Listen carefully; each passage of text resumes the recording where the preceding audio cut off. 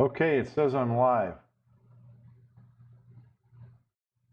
It says I don't see a picture yet. There it is. Okay. 6 seconds. So about a 6-second delay, I guess. Hello. Is anybody there? It says 4 current viewers. Somebody tell me you can hear me. I'm sure you can. Sorry, I'm a few minutes late. Pool Ace says, hey, how you doing? Oh, sorry, I'm a few minutes late. I just woke up from a nap.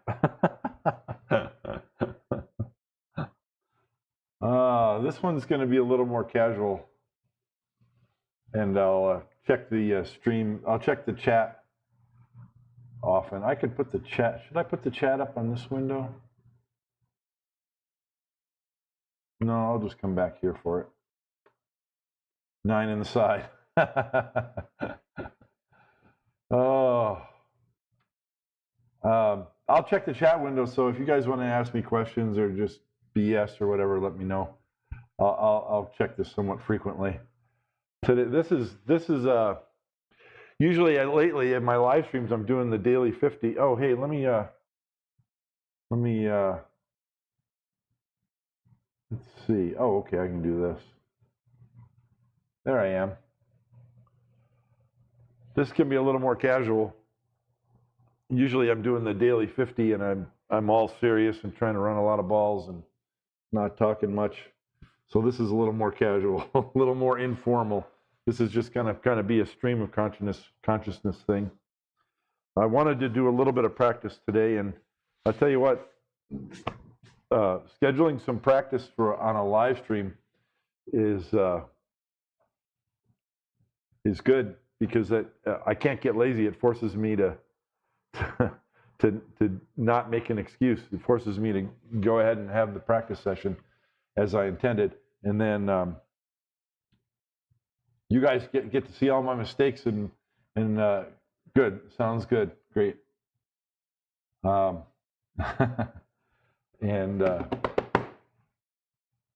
so you get to learn with me. So if you have questions, comments, suggestions on what I'm doing, let me know. Okay, so there's some viewers. Let's get started. Let me show you what I'm going to do today. I'll probably only be on for like an hour or so. I was going to use my GoPro, but I was going to get up sooner than this and figure out how to get it connected. I've done it before, and I don't remember how to do it. It was too late to get it set up. Maybe I'll do it next time. But I can take my GoPro and strap it to my forehead, and then you can see what I'm doing when I'm down on the shot. There's 2 disadvantages with that. One is you guys can get sick from vertigo or whatever because, see, did I do that backwards? Yeah. No? Oh, it goes like, yeah, it's going to go like that. It goes like that. You guys can get vertigo because when I stand up from the shot and then back down, the camera swings in a big swooping motion, and it can make some people get motion sickness from that.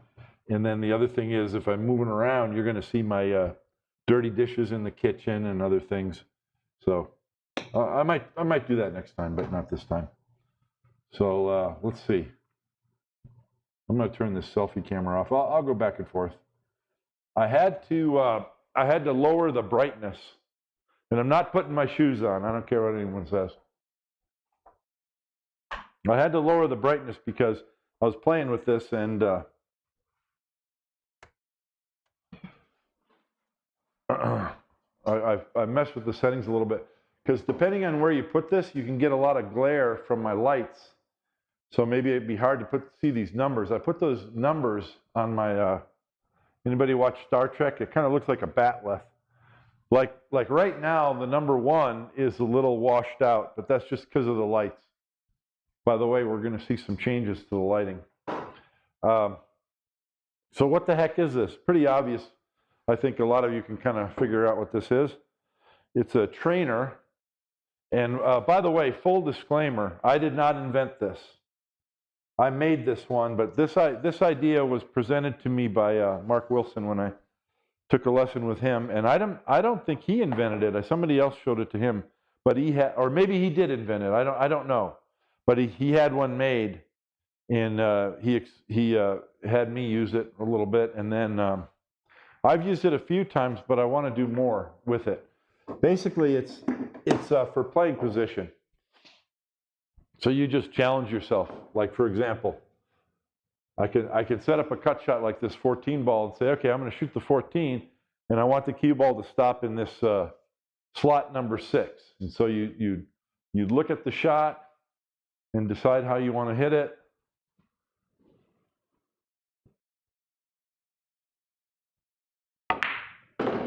How'd I do? I'm off. I hit the point between 7 and 8, so I didn't get it in 6. So you can challenge yourself, and just your imagination is the limit. You might set up a shot and then challenge yourself to make the cue ball go into slot 1, 2, 3, 4, 5, 6, 7, 8, 9 in order in 9 consecutive shots. Or, as we'll do today, after a while, I'll have you guys will call out the shots. You can call out the number, and I want you to give me suggestions on where to put the cue ball and the object ball. I'll start though with just the simple one. And let me get where are they? Oh, it's over here. I'll get my little donuts. Yeah.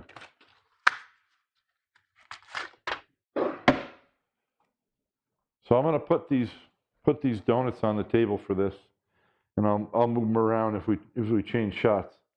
But you guys get to laugh at me and see how good or bad I do. But I want to get into this because, well, anyone can benefit from this. So let's just put the first one here. If you're a 9-ball player, you can benefit from this because you're going to need to play position to specific places, and this will help you do that. This will challenge you, and I like it better. I like the idea of this as a complement to drills. So, for example, you'll see a lot of drills on YouTube where, somebody has a pattern of balls set up like this, and they're specific. You have to hit the 1, then the 2, then the 3, then the 4. But there's no end to the drills that you can set up to challenge yourself, and that's fine. And I think it's an excellent tool, and you should be shooting drills of that fashion. The problem is, as you're going from the 1 to the 2, you might get here or here, or here, or here, or here, and make it work. And so the question is, are you really learning good cue ball control? I don't know. So I think you need to do both. So something like this is helpful because it's a repetitive shot. We don't expect to miss the ball. That's not what it's about. Although you can set up more difficult shots that are much more missable than this shot. So I don't expect to miss this 9-ball on the side. But the issue is this. If I'm going to have good cue ball control on my shots, such that I can shoot this shot 9 times in a row and make the cue ball land in each one of these without any mistakes, I'm going to need to shoot the object ball into the same part of the pocket consistently, or adjust where I'm hitting the pocket in order to achieve position in some fashion. So let's just start out with this one real simple. Let's see how I do. Let's see if I can get there in 9 shots. And then I'll go sit down at the chat and we'll talk about the next shot. Let's start out with the 1-ball. My little donuts are the clear ones, so sometimes it can be hard to see that. Okay, so can I pocket this ball 9 times in a row and get the cue ball to land in each one of these? Let me know if you can see the numbers, if there's any glare. Okay, so first shot. First shot is a follow stroke. And from looking at it here, obviously the tangent line is 90 degrees. So the tangent line is going to be like that, right? So I would think A sliding cue ball is going to go to 3. So 2 and 1 are forward, and then 4 through 9 are going to be cueing below center. Now, from the looks of it, I think I'm going to need inside English. Inside English allows me to hit the one ball a little bit thinner, so in this case it'd be left English, and that would throw the cue ball. If I'm hitting it thinner, I'm aiming over there, and it throws it into the pocket. But then it makes it easier for the cue ball to go forward to the tangent line. And obviously, if you do a medium stroke, the cue ball is going to go along the tangent line and curve forward. If you do a soft stroke, that curve will be almost imperceptible, and it'll seem like it just goes right into slot 1. So that's how I'm going to hit this first one. High left. And I wanted to do the GoPro because then when I'm down on the cue ball, you can see exactly where I'm aiming and where I hit. So next time, well, I'll try and get the GoPro set up for next time. Okay, so here we go. I'm thinking this is going to be, let's see, 9, 10, 11, 12, 10 o'clock. So more left English than follow.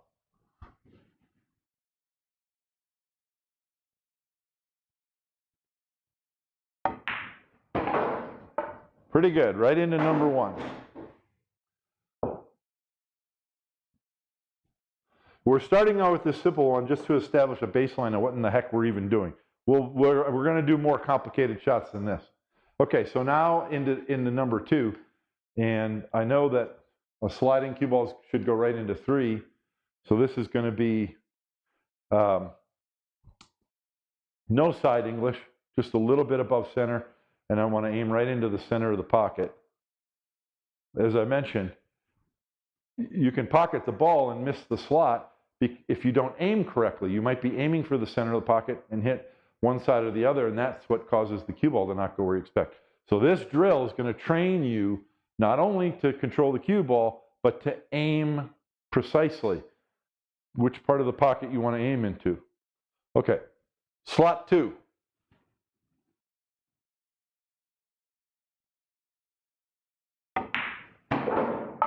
Oh, I don't know. I hit the point. And for number 1, I hit the left side of the slot as well. So, but it ended up in slot 2, so I'm going to call that a win. Where's my donut? There it is. Okay, so, and then another thing that this does, and I've talked about this on my daily 50, before you shoot this ball, you should look at the line to the pocket, and you should look at the line of where your cue ball's going. And so if you do this drill with one of these, you need to be doing that, and that establishes a better mental picture of what you're trying to achieve. Okay, slot 3.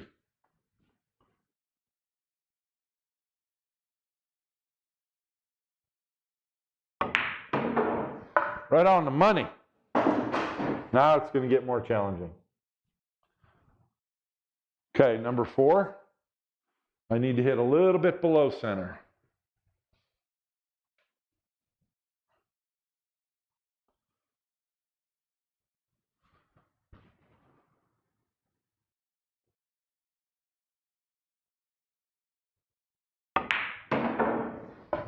I call that a win. By the way, there's a danger with this device. I'll talk about it when I get back to the chat. That's going to hurt your fundamentals. And the danger is you're down on the shot, you shoot, and then you're going to want to rise up to look and see where the cue ball goes. So you got to make sure that you don't let that incorporate into your game. You need to locate your cue tip precisely, and when you pull the trigger, stay down, and if you have to, move your eyes or your head a little bit to go look. If you have a camera, like an overhead camera, you can review the video right after you shoot. Okay, number 5. Now we're getting into a little bit of draw.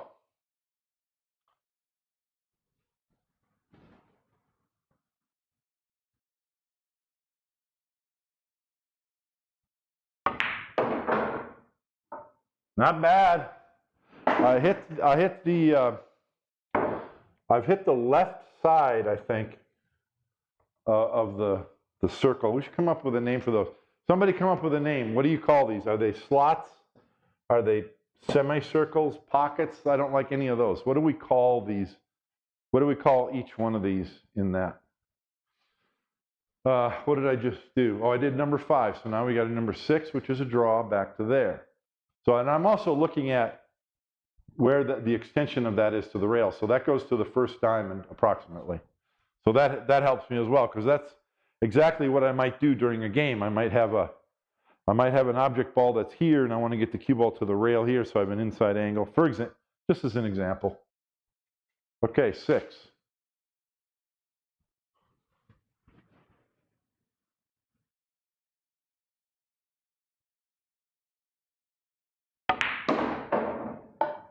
Ah, fail. Okay, that's 1 miss. I'll grab the 6th ball. You can use whatever ball you want, but did you notice what I did there that time? I got down on the ball and I started doing my warm-up strokes before I was fully set. So this drill here is all about training your fundamentals, and because that's what's going to give you the cue ball control that you're seeking. So you want to pay attention, be aware of all these things. Okay, number 6, first diamond.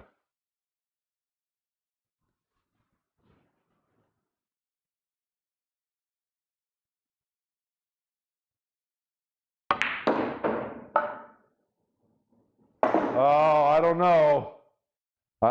Once again, I hit the left side, and it didn't really go in. So I might shoot that again. I'm going to call that a win. So I've only missed once, I'm going to say. But I think I got lucky there. I'm going to shoot it again just because I want to reinforce.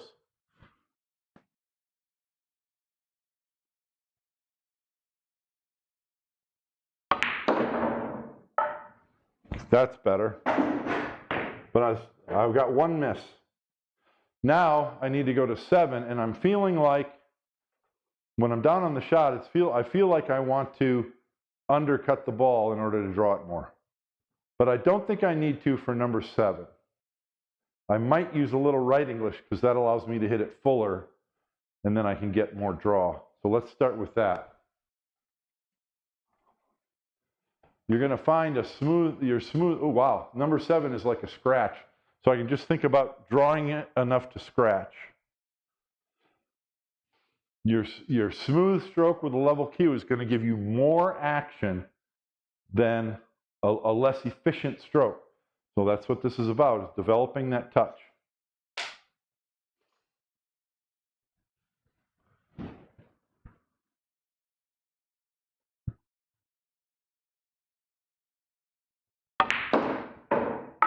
Bingo! Now that had some speed on it. Now in order to draw this ball back to an 8, yeah, I really think I've got to hit it fuller with some right English in order to get it to 8, and that's going to be short of scratching. Wow. So I'm at 5 o'clock.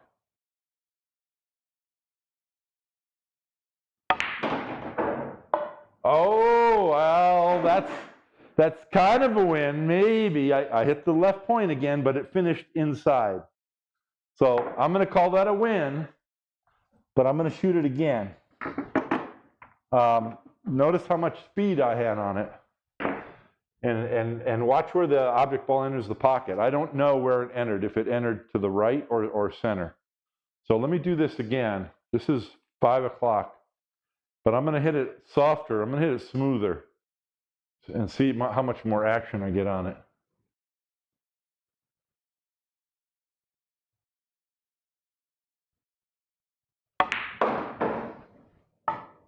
Yeah.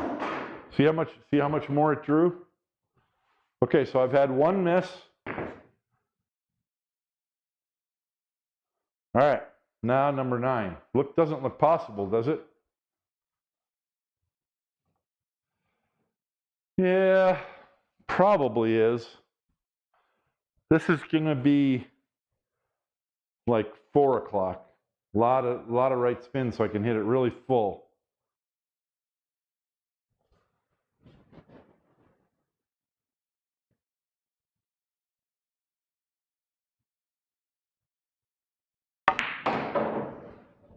Bingo, baby. 10 strokes to get it. I had one fail. Let me go look at the chat.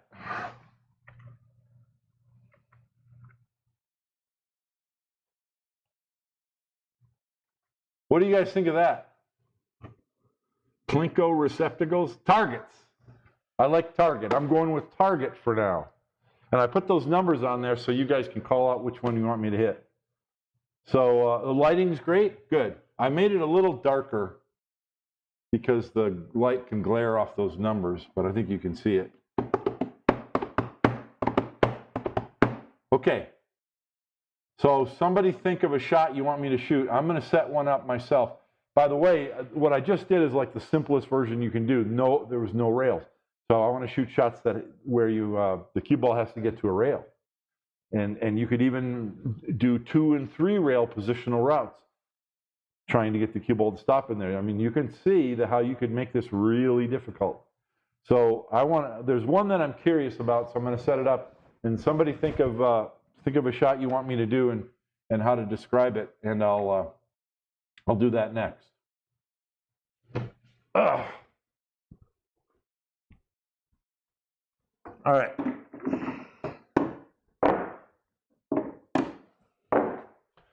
Basically, and by the way, you can take this and put it wherever you want. You could put it here, which I think is what I'll do.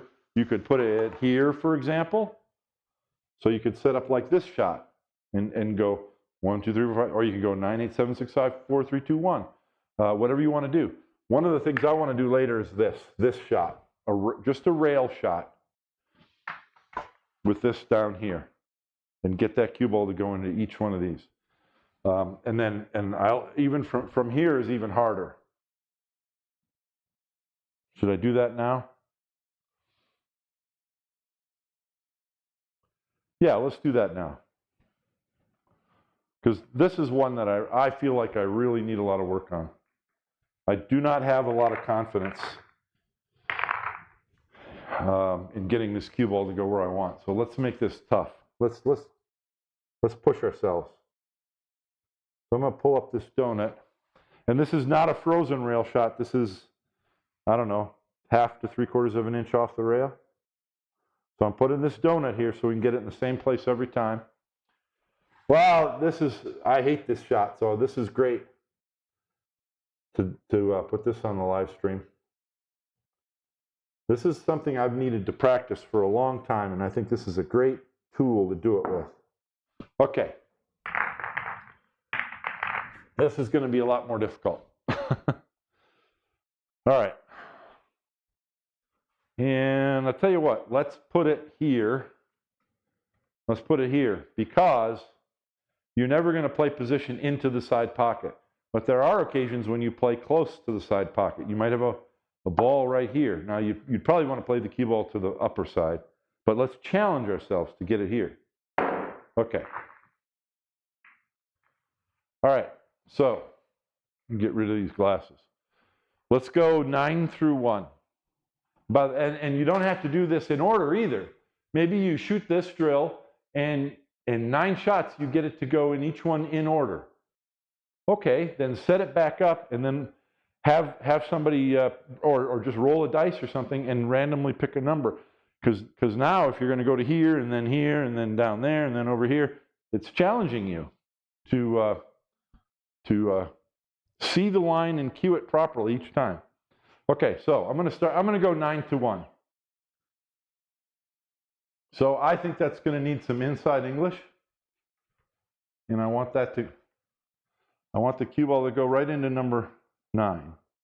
And by the way, you can shoot it soft and you can shoot it hard, because the cue ball is going to behave differently with different speeds. But I'm just trying to shoot softly. Okay, so number 9. This is left English. This is 9 o'clock.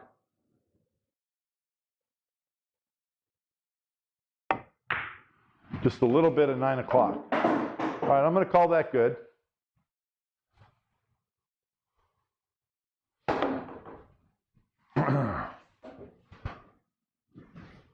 Okay, now 8 o'clock. Or 8 o'clock. Number 8 target. Whoa, the number 8 target is on the line for a scratch. So I want to hit this hard enough to go into the target without having enough speed to get to the pocket. So again, this is left English, 9 o'clock, just a little bit less.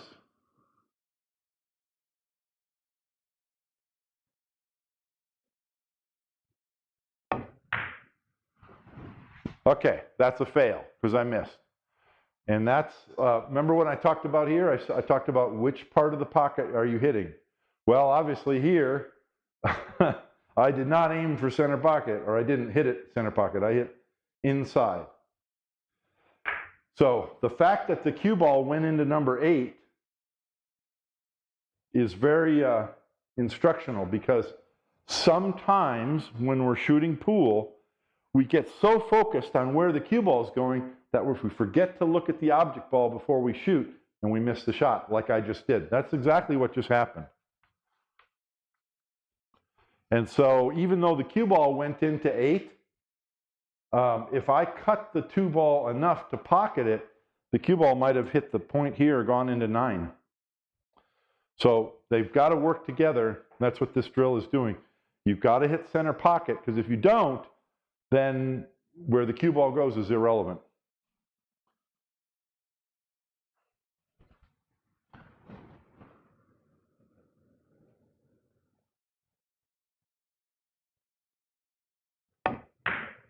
Nope, that's a bad cue ball, or bad object ball. Did you see that? I'm sure it was more apparent on the overhead camera. I think tell me, the overhead camera is a good way to do this drill, right? It probably wouldn't be as, you wouldn't be able to see it as well with the side camera. But I think the 2 ball hit somewhere in the rail here. So that still was not a good shot. I'm not giving myself that. That's 2 fails. That's 2 on this one. The ball has to go in the pocket cleanly. We're training ourselves to shoot with confidence and precision. And so, you know, railing the ball in doesn't work. That's okay. Number 8, target 8.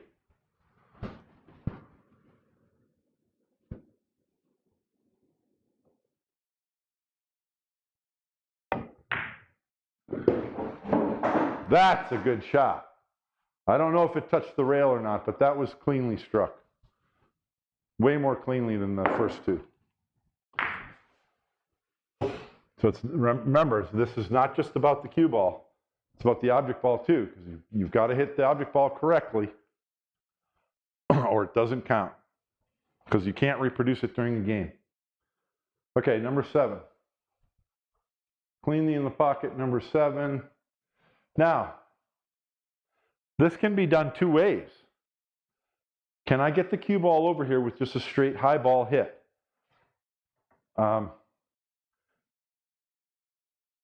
Let's find out. Let's experiment. Number 7, I'm just going to go just above center, softly.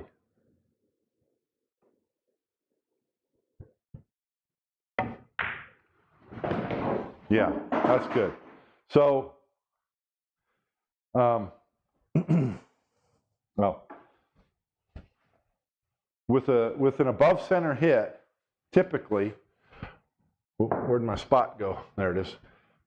When an object ball is close to the rail, there's no time for anything to happen to the cue ball. It's just going to go perpendicular into the rail. Because of that, it should go perpendicular out. That's with a sliding cue ball. So a little bit above center, I'm going to get some forward rotation, and that's what I did.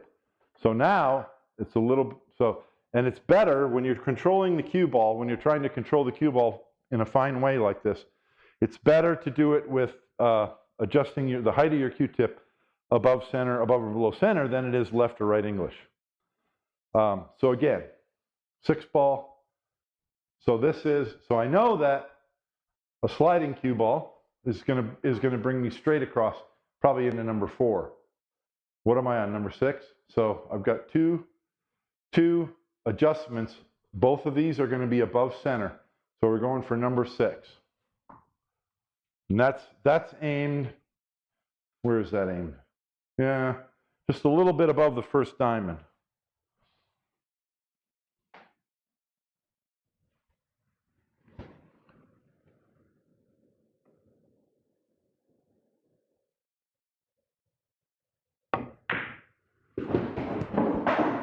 That's number 7 again. This is why I'll shoot this drill when I'm offline, because where'd my donut go? There it is. This is the one I need the most help with. Okay, number 6.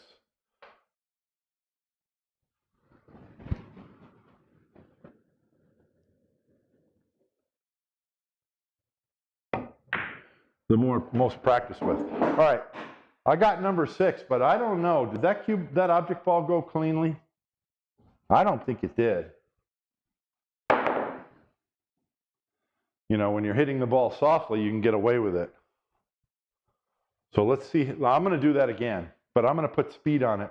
Let's just assume that I'm sending the cue ball across to this rail and then back across halfway. Let's hit it with that speed, because the object ball is not going to go in if I hit that rail. So let's see if I can hit number 6 at that speed.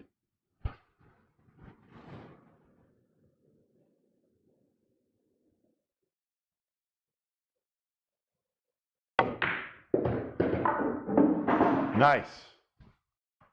Nice. See how you can challenge yourself to do different things with this?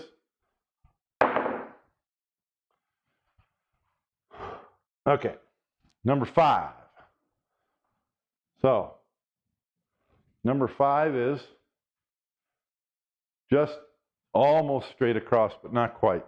So this is pretty much going to be a center ball. No side English. Number 5.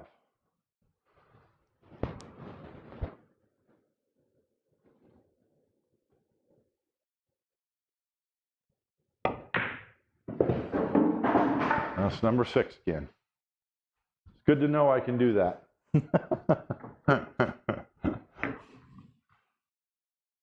Okay. So I feel like I hit that. I don't know. I don't know where I hit it, but I feel like I was hitting it a half a Q-tip above center. Okay, so I want to go straight across. That's almost straight across. Okay, so a quarter tip above center. Can I hit that accurately?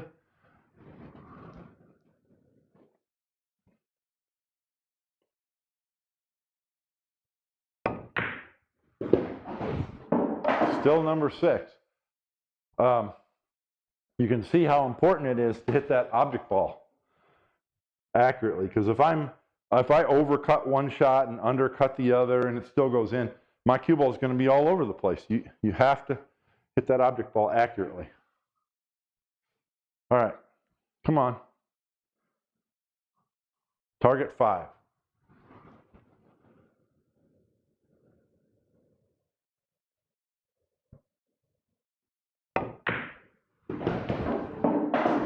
Still number 6. And this is the one, I'm doing this shot because this is the one I feel like I shy away from this shot during games, because I just don't feel like I have the control. So that's one reason why I'm doing this. Okay, so I've come below, so I need to just go right in the center ball.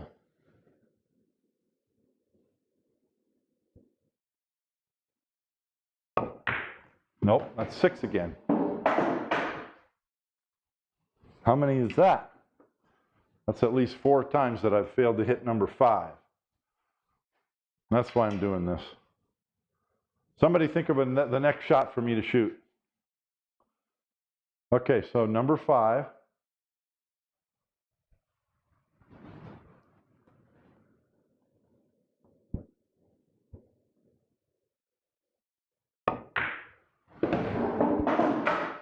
That was probably a quarter to a half a tip below center.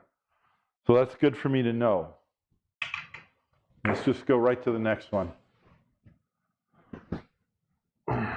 So number 6, or number 4 rather, number 4 to me looks like straight across the table, which tells me that should be a sliding cue ball.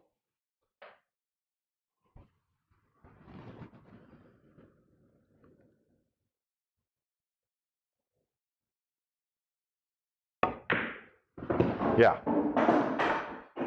Now, I mean, I didn't hit that hard, but I want to try hitting it with more speed. and see if I can still hit number 6. Or number 4, rather.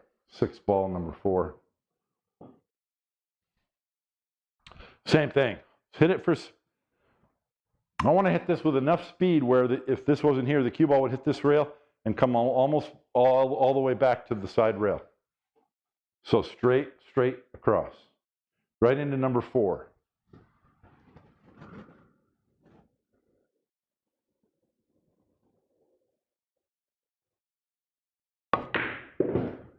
That's number 3. See how hard this is? You know, during a game it's hard. Like you might have too much, you might accidentally get too much angle on a ball, and there's an object ball here and here, and you need the cue ball to go straight across and back. Can you do it? Can you do it the first time during a match?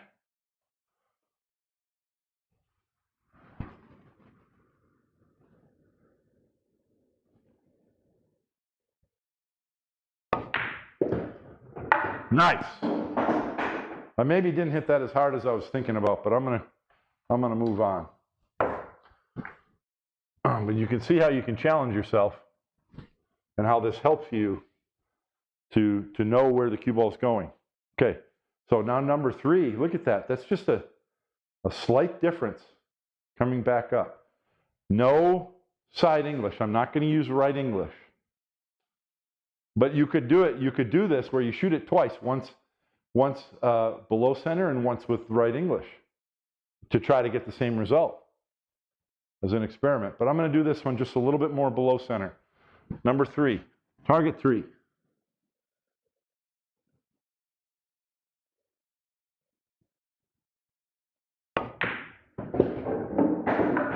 Bing! Hey, I hit that one square.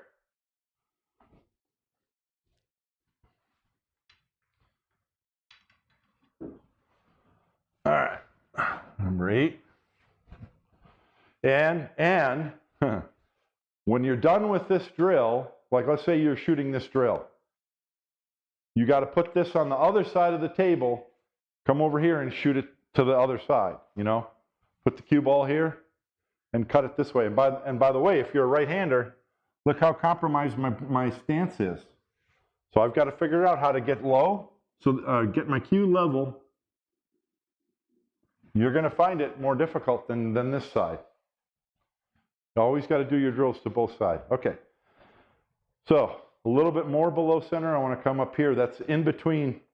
It's almost halfway between first diamond and the pocket.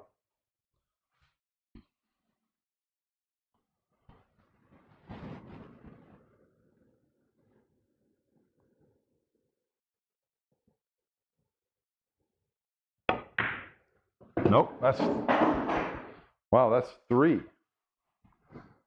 How did I hit 3 when I'm going for 2? I know there's a tendency to favor the downhill side of wherever we're aiming because we don't want to scratch.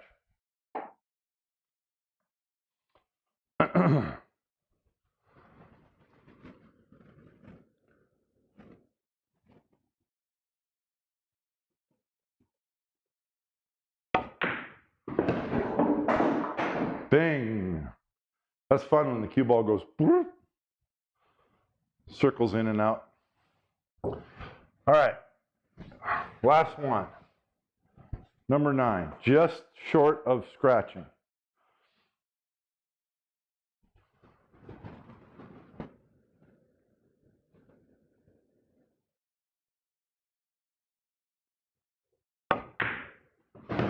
Nope, that's 2. See? I'm afraid of scratching. It's all right. Face your fears. I think during a game, I wouldn't shoot this because if you're off a little, you can scratch. So you either play deliberately over here or over here, and that's fine. But as a challenge, let's do it. Number 1.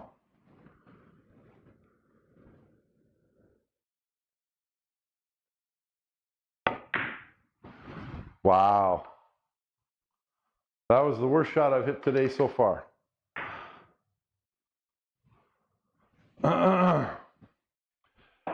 It's forcing me out of my comfort zone, which is good. That's what we want. That's how you grow.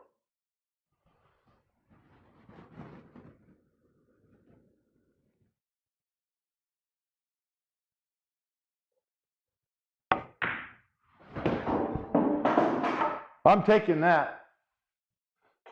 I'm going to take it. All right, somebody give me a new one. Challenge me.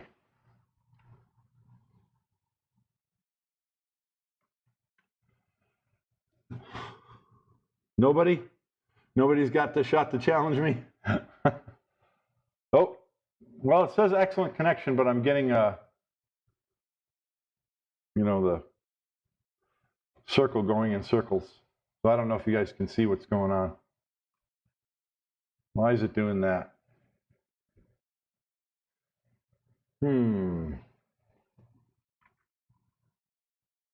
Stop streaming. 15% dropped frames. And it says excellent connection. Stream health is excellent. Stream health is healthy. Excellent. So why are you guys getting the spinning circle on your screen?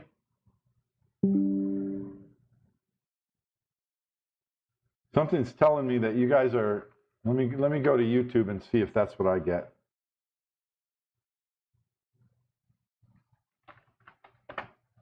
Something tells me you guys didn't see any of what I just did.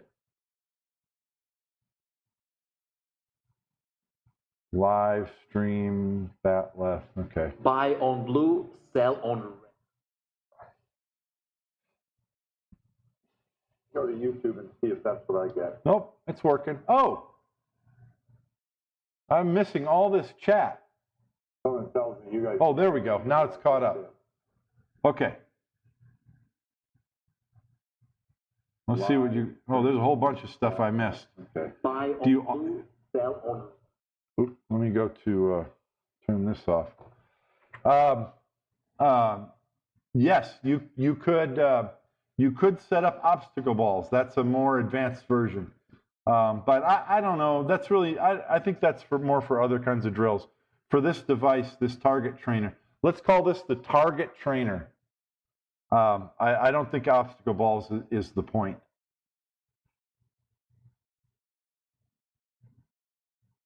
Yeah, you can do that.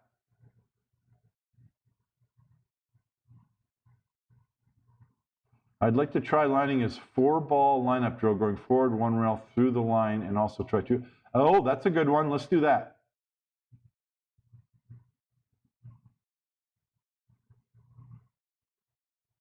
I don't do drills often. Use them twice, maybe 30 minutes.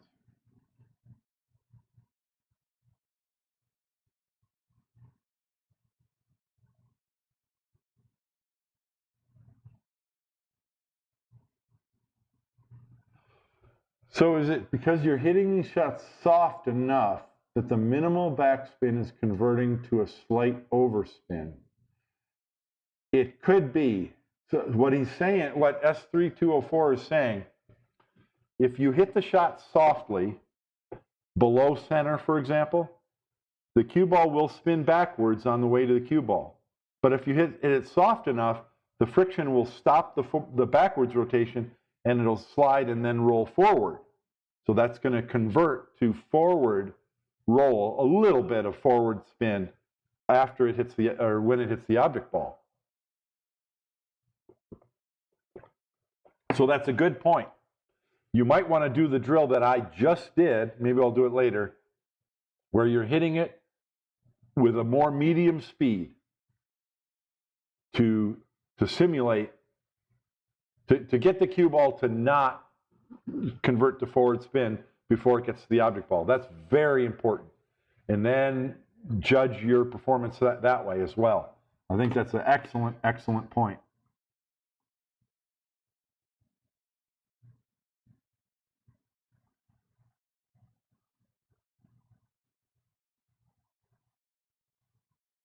Pegulion's X drill. I think I know what you're talking about, but I think I'm going to write it down.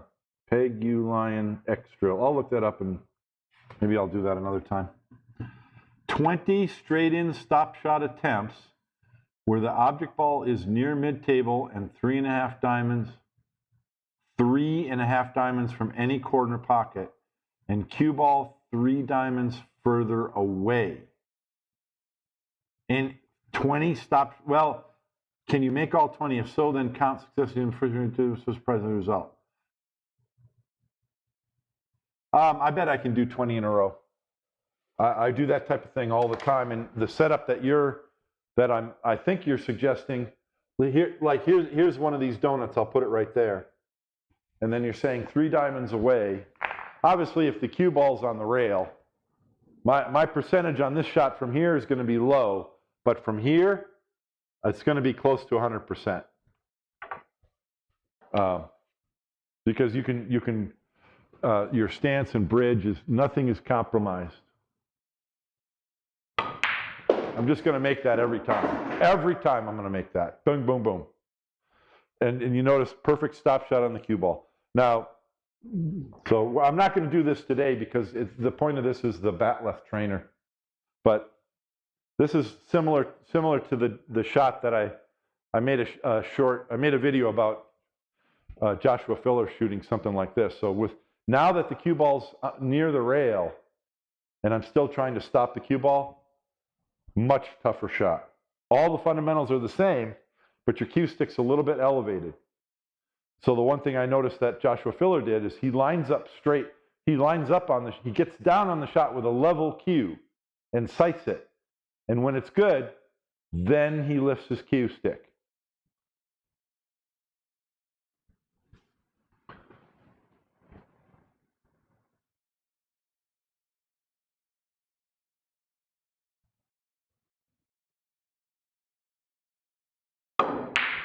Yeah, so much harder when the cue ball's that close. And then I know for a fact that Joshua and Jason shoot it. Oops, I got the balls backwards. Joshua and Jason, for example, and Earl Strickland will shoot it with the object ball closer than a ball diameter to the rail. Stop shot.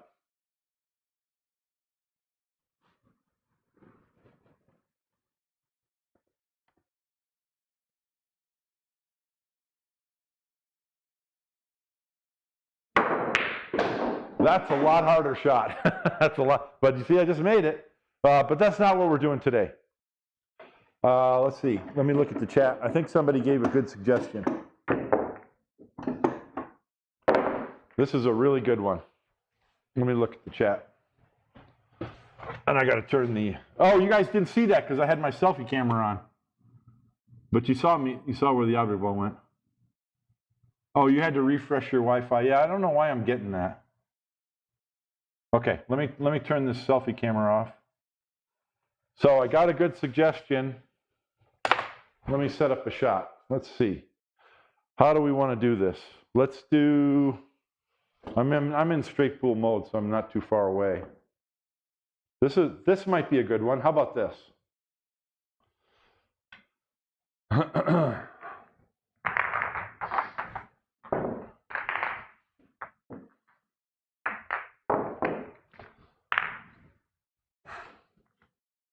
Somebody said following 2 rails out of the corner. Let's use the donuts that are already here. We'll put it in the corner. This is big for straight pool especially, but 9 ball as well. Okay, so I'm not straight in. Let's just put it here. I'm just randomly picking a spot. Okay. All right. How about this one? 1 through 9 in order. Okay. So I've got to stroke the ball harder here to get it to reach this far. Whenever you do that, I got a donut right on my shaft of my cue. Whenever you do that, you introduce curve to the cue ball. So what I'm saying here is, well, actually, I don't think we can get here with forward, but we can get some of these. We'll see how far we can get with forward. Because when I go forward, I'm going to have right English, and that's going to open up the cue ball off this rail. So I don't think I can get to 9, but we'll go a different route to get to number 9. Okay, so when you hit it harder, the cue ball stays on the tangent line, and then if you're hitting with topspin, it has a curving action to the rail. So that's very, that curving action is affected by the humidity, by the cloth, the age of the cloth, the cleanliness of the balls. I mean, it's a huge variable, and that's why you see a lot of players struggling in these tournaments, at least in the first couple days, because they're trying to get used to how much the table's curving on shots like that. Okay, so number one. I'm going to go one rail into number one. So I'm going to the bottom rail, and so this is high right. High right is an oversimplification. Where do I think I'm going to hit the rail? Here, here, here. You got to. It's an equation that you just got to. Just with practice, you get used to it. Okay, number one. Target one.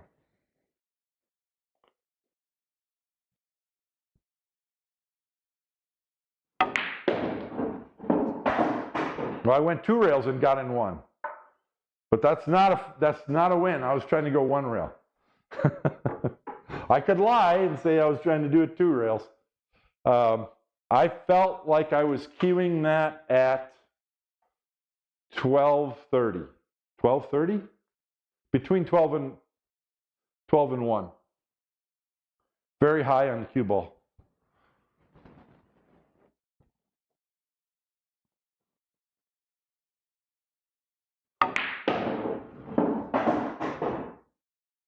I'm calling that a win. So that was straight in. So that was, halfway or even just a quarter of the way between 12 and 1, and using more topspin to kind of gauge that curve that I'm talking about to get it up there. Okay. Let's go two rails. So two rails into number two. So this is really an equation where you're seeing the line to get to this. I want to get to this rail and then come up. So I can't hit here. I've got to hit around there. So this is going to need some right English to get over there. Target two.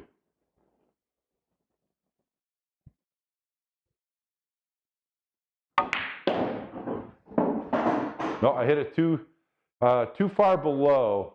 Yeah, I didn't even get the cue ball there. So I'm going to call that a fail.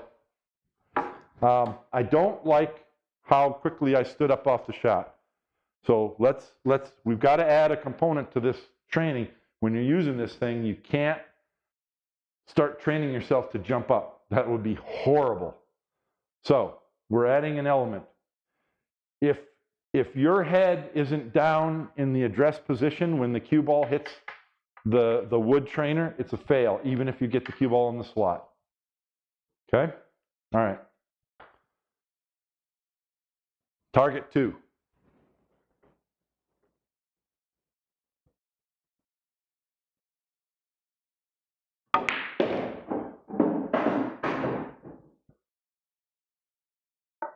Nice.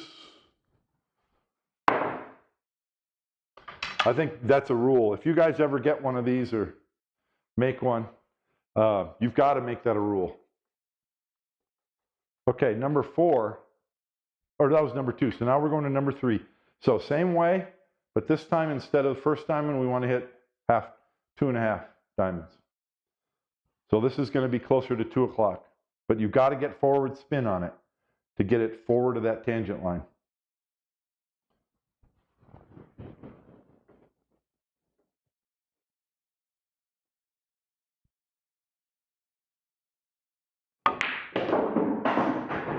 Oh, yeah, it rose up on the shot anyway.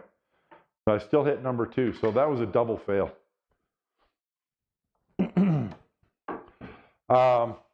And as well as, in order to get this to happen, boy, you really got to stroke it with follow. I think I'm probably just a little bit above 3 o'clock. We got to get that cue ball to turn.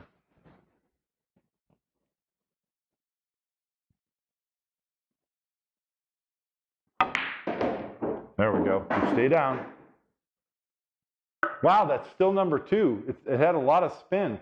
So even though it hit below the first diamond, it opened, the angle opened up there. Very interesting. I'll show you something cool. Next shot. Number 3. Come on now. Number 3.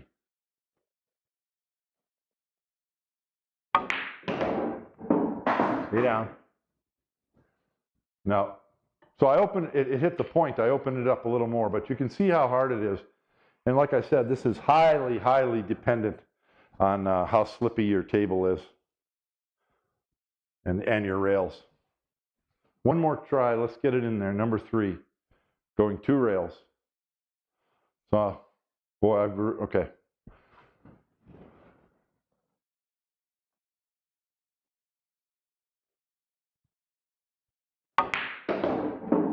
Lay down. Yeah, same place.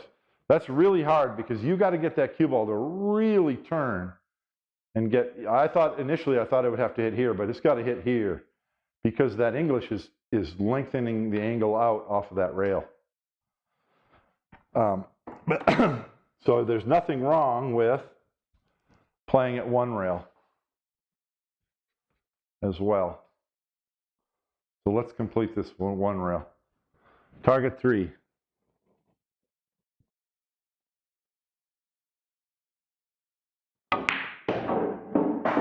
Stay down. That's 2 again. Wow, that's number 1.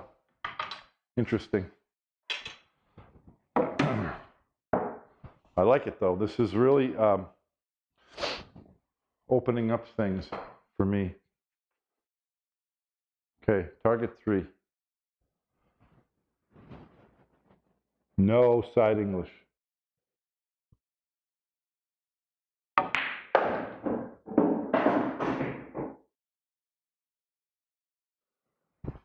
Nice. Hey, I get bonus points because it didn't touch the wood. It went into the slot and didn't touch. Okay, so that was straight high, but just kind of judging the speed. So obviously, if you have to hit the cue ball, let's do it again. Let's say I have to hit the cue ball hard enough that the cue ball would have reached here. Is that still the same shot? Target 3.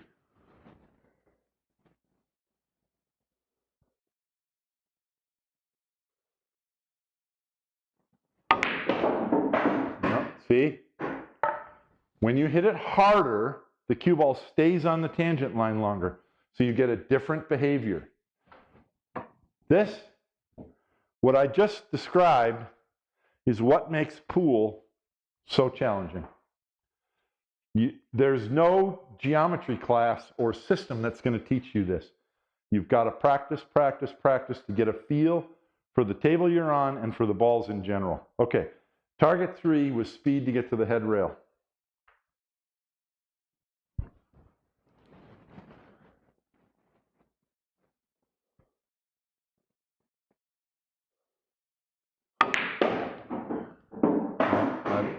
I'm moving my head up, so that's a fail anyway. But I went into number 2.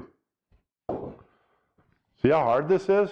Even now we've just added, instead of going, this is just 1 rail position.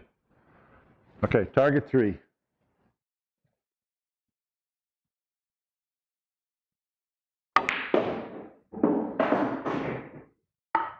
I don't know if that would have got to the head rail, but I hit it much harder, so I like that.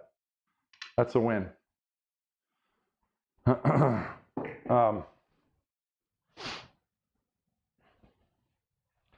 often talk about visualization, part of the first few steps of your shot routine. You need to see that path while you're standing up. And when you get down on your shot, remember I said your warm-up strokes are for gauging speed of stroke. And I'm visualizing 2 things when I'm down on the shot. I'm visualizing the object ball going in the pocket, and I'm also visualizing the cue ball going where I want. So when I'm down on the shot, I've got a mind's eye picture that says my cue ball is going to stop right here. Tor Lowry has talked about this as well. I don't know if you've watched him at all. You're informing your subconscious of what you want, and when you've got enough hours playing pool, your subconscious knows how to do that. So you make that picture in your mind, you get down and you shoot, and it just happens. I mean, how else do you get your speed control? Do you have a dial, a torque setting in your arm that you set? No, you imagine what you want, and then you get down and it happens. Okay. So this is target number 4, and I'm going to come straight up table, and I'm going to hit it with a speed to get to the head rail. But this time I don't want to go forward of the tangent line, or as forward of the tangent line. I kind of want to go straight to the bottom rail and up. Target 4.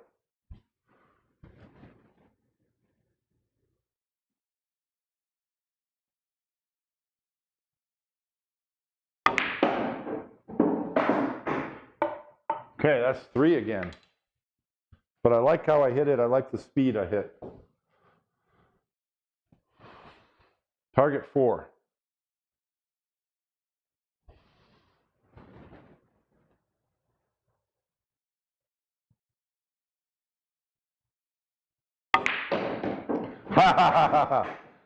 Think I adjusted a little much? That was not as high above center. Still above center, but not as high. So all we're doing is calibrating the speed along with the tip position. No left, no right. Target 4.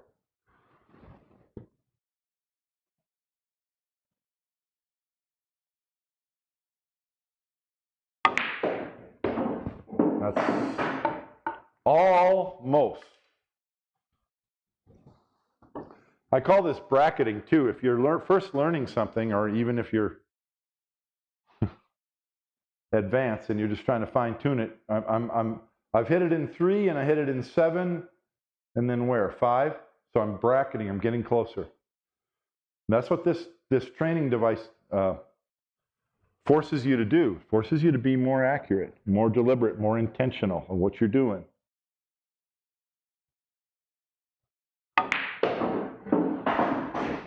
Five on the nose. This would be a challenge. I'd like to see a top pro set up this shot and shoot it 9 times and hit it 1 through 9 in order. Oh man, that'd be tough.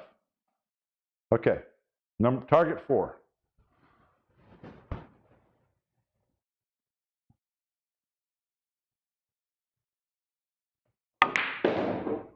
That's 3. That's 2. Well, now I got to hit target 4 just once, just to vindicate myself that I can do it. You can see how touchy it is. I mean, that target is a long way away. You've got to hit the rail and come up and get all the variables right. Man, that ain't hard. That ain't easy. Where am I going for? Oh, I'm going for number 4. Okay. Target 4.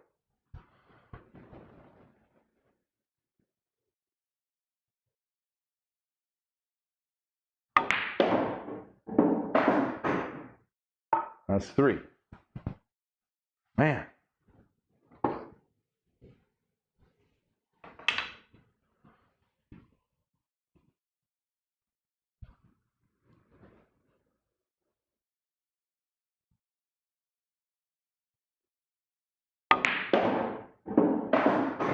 Three again.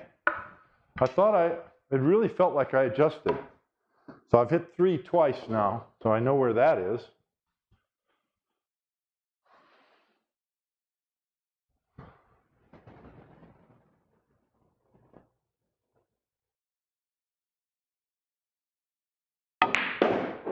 And that's 5 or 4?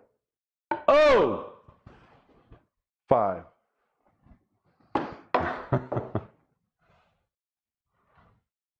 This one's kicking my butt. Hard. 4.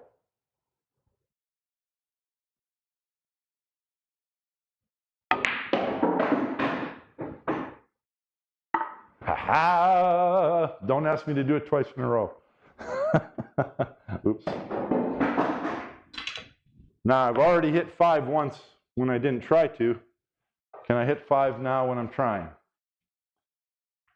I want a little bit of speed going in. I don't want it to just float into it as well. You can do it both ways, but I'm trying to hit it with a little bit of speed.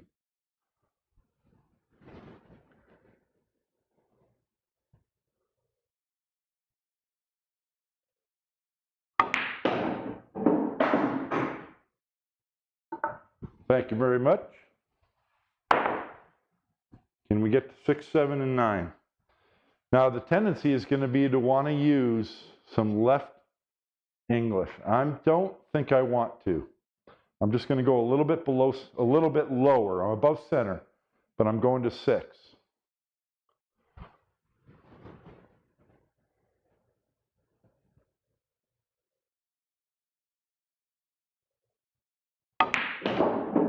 That's going to be 7, isn't it? Yeah.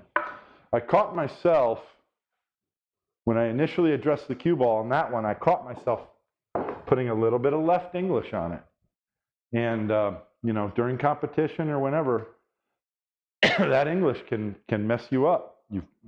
You've got to hit the object ball accurately, and the cue tip has to be accurate, or you're not going to get there. Target 6.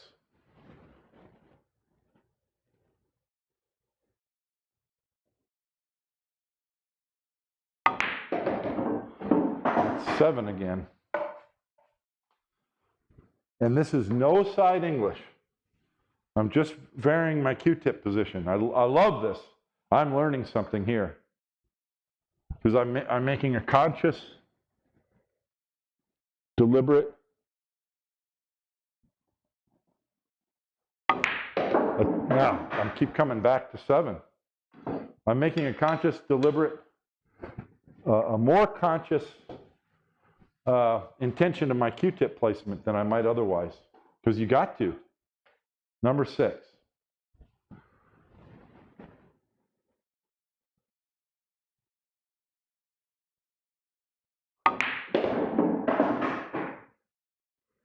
Yes, baby. And the cue, as I said 100 times already today, the cue ball, the object ball has to be accurate. Because if you get your cue tip position right, but you overcut the object ball or undercut it, you miss. You miss the target. Okay, 7. No left spins. Just adjust the tip position above center.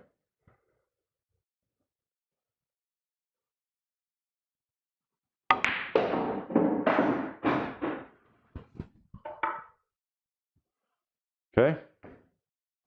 Now you could do another drill where you're shooting this with English, because maybe you need to get around an intervening ball. Okay. Number 8.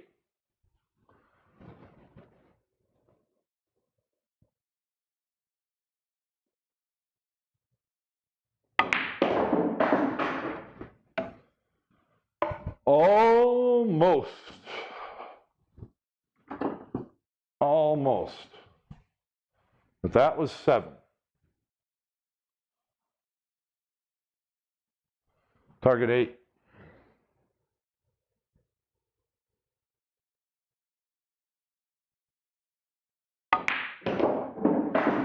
This is also, boy, that's beautiful. This is also excellent training for your fundamentals, because I'm really focusing on staying down and just feeling, keeping my elbow pin and just feeling the action of that arm, so that I get my accuracy on the aim point and the cue tip position. Okay, no side English. Target 9.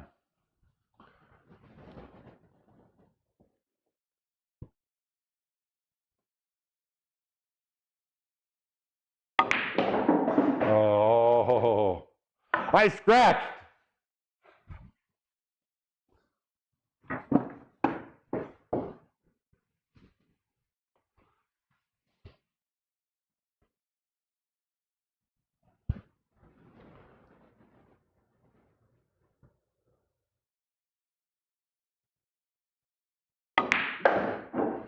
Wow, I got in there 2 rails. But that's a fail, because I was aiming for 1 rail. Really, training, I can see training with this a lot is really going to get you good at your cue tip position. Boy, I'm going to do more of this. Target 9.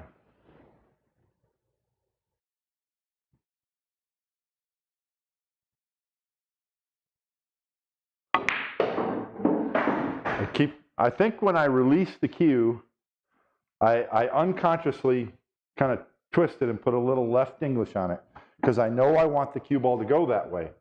So this is good because you got to train yourself to not do that, obviously. It's going to affect the accuracy of your shot. Number 9, one rail.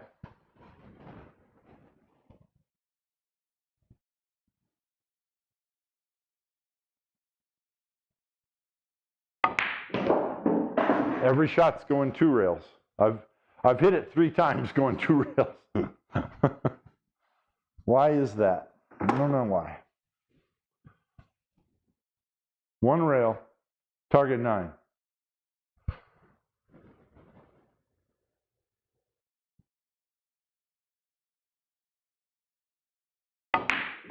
There we go. I rose up on the shot, but, well, I mean, I didn't really get that. But I'm figuring out where my Q-tip is to do it.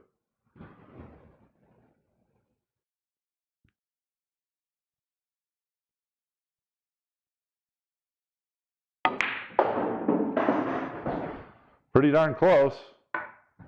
I've hit both sides of it, here and here. Whew, can you imagine this exact same shot, right? But put the target trainer all the way up here against the rail, and now hit number 1 to 9. I'd like to see Fedor Gorst do it. Fedor, contact me. I'll sell you one of these cheap.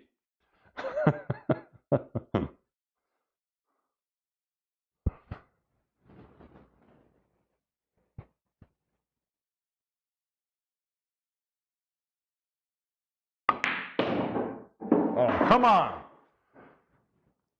All right. I think you guys are getting bored, so I'm gonna call that a good. You see how tough this is. Give me another shot. I've got a shot in mind I want to try. But I'll come look at the chat and see what's up. Hopefully the video is going smoothly. It does say excellent connection. Yeah, it is. Just so you guys know, there's little blocks of wood to get this 3/4 of an inch off the table. That way it's at the height that the object ball kind of hits the center. And then over those blocks, I've got cloth stapled. So it's cloth to cloth. There's no way it's going to damage my table. And being cloth to cloth, it kind of holds in place. See, it moves a little bit. You can hit it really hard, and you're not going to hurt the ball or the trainer. But if you're not hitting it that hard, I mean, it doesn't even move. Just the friction of the cloth on cloth. But that's way ahead of you. Yes, targets 8 and 9, 2 rails as well. Let's see, quality is good. Stop shots. Board across. I'll do stop shot live stream. Who asked me that? Was it Gene? Oh, Dale Garman. Dale, I'll schedule one sometime where I do straight in drills, like what you're talking about. And we'll see if I can do straight in. Board across table between side pockets, target ball between spot and rail,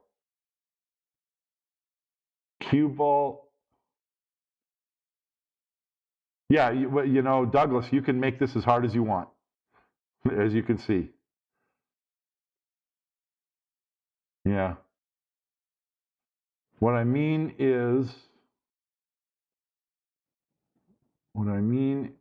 though, drill-wise, setting up 4 balls in a line.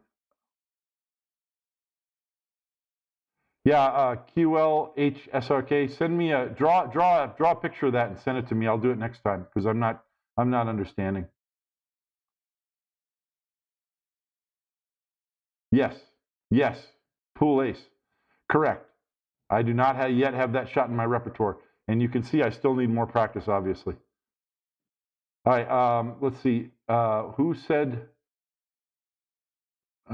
board across table between side pockets, target ball between spot and rail,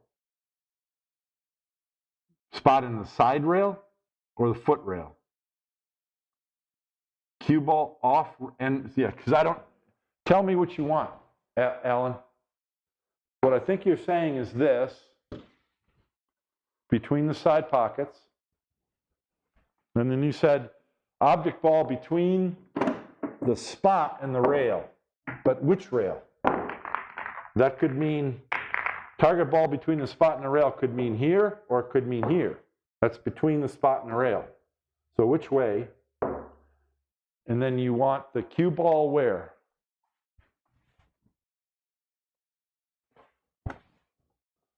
Cue ball off the end rail and back. Oh, I think that's what I was just doing. Well, you're saying cue ball from off the end. Oh, so you want me to shoot it from here, cue ball off the rail and back up. That's real similar to what I was just doing. Maybe I'll do that another time. I've got another one though.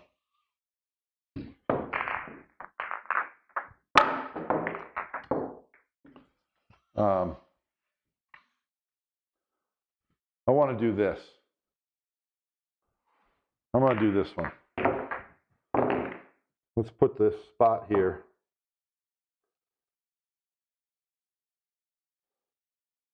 This is the one I've been meaning to want to do. Let me grab another. Let me pull this one up here.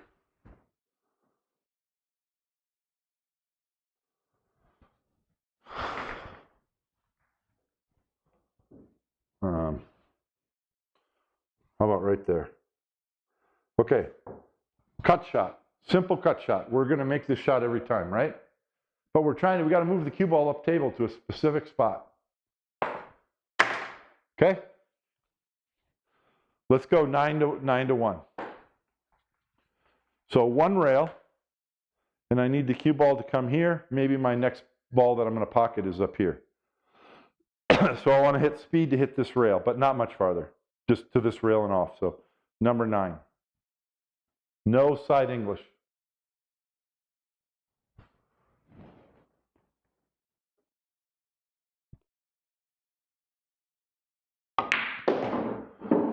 Way off. Way off. And that's why we do this drill. The tendency for me is to want to use side English. So no side English here. This is just below center. Much better. Right in there. Okay, that's good. Now, if you're practicing with this thing, you might say, okay, good. But what if there's an intervening ball and now I need to go to the rail quickly and spin it up?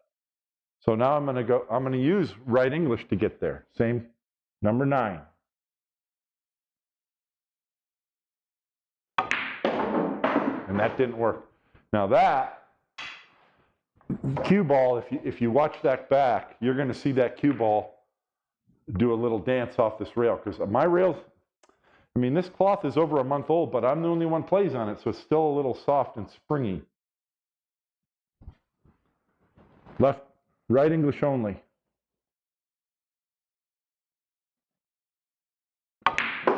There we go. So that time I got it to take. You can see it spinning to the right.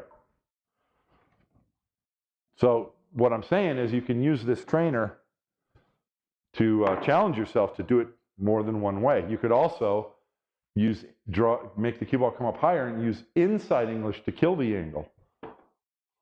Let's try one of those. So this is left English. I'm going for number 9.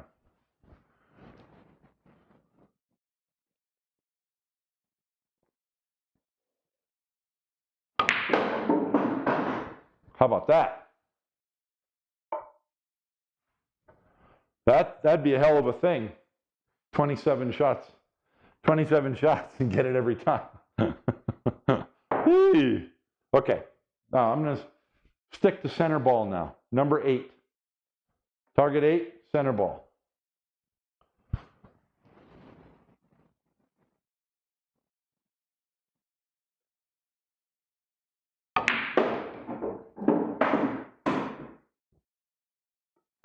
That's a win. Really important to keep in mind that it doesn't count if your head isn't down on the shot when the cue ball hits the target. Okay, number 7.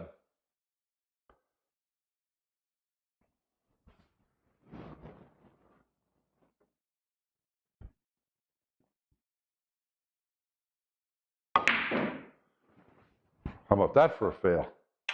I hit those first 3 so good. So that was a lot of focus on the cue ball, and I did not return my attention to the object ball before I hit it. Okay, target 7.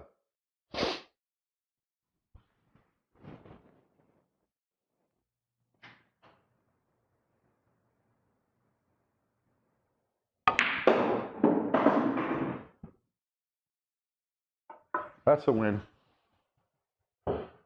This is going to get fun when we get to 3, 2, and 1. Okay, number 5.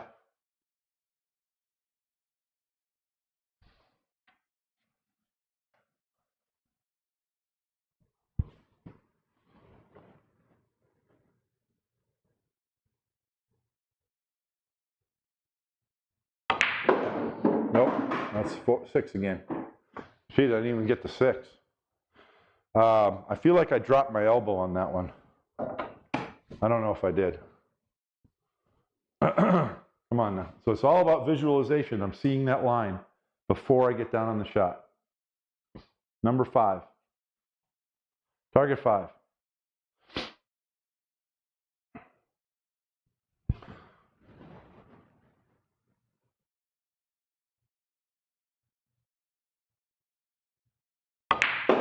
Nope. No, not even close. So I'm putting more speed on it, right? Because I'm putting more speed on it, the angle's coming off the rail shorter. This is another one of those variables that you have to practice until your subconscious understands the forces involved. All right, number 5, target 5.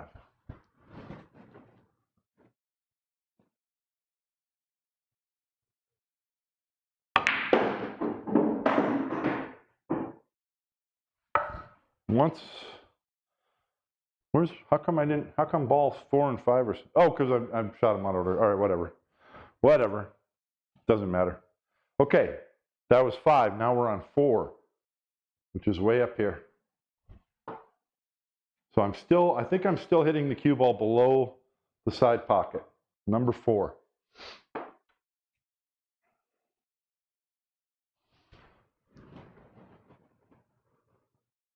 No right English, just stay in the vertical axis.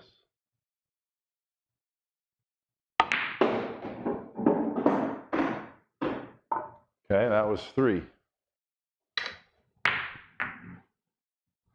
That was 3, and it kind of looked like I might have had some right English on that. So if you're visualizing and setting up and stroking for center ball, and then you accidentally put some right English on it when you stroke, look what happens. So I love this training device for that reason. It really gets you to pay attention. Target 4.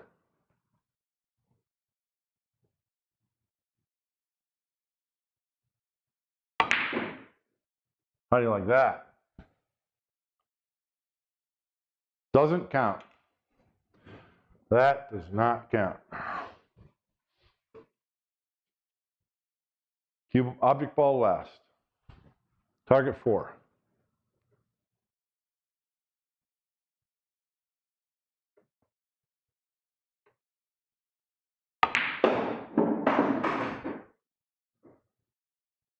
Ugh.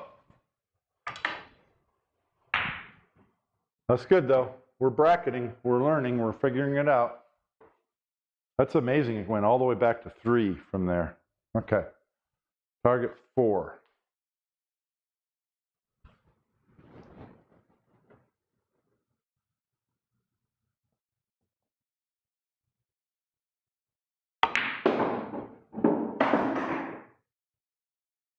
Three again.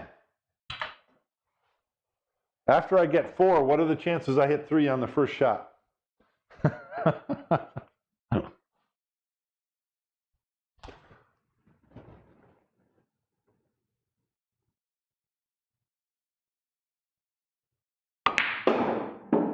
5, or that's 6. This is really touchy, tricky. Man, come on, Bob. Number 4, let's go.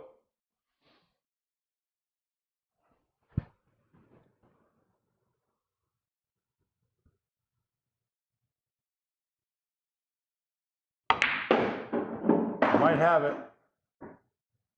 Nope.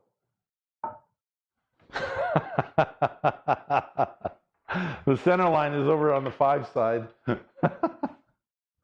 And I'm floating it in too. I want to hit it with more speed into that slot. I want it to have enough speed to get to the head rail. Number 4.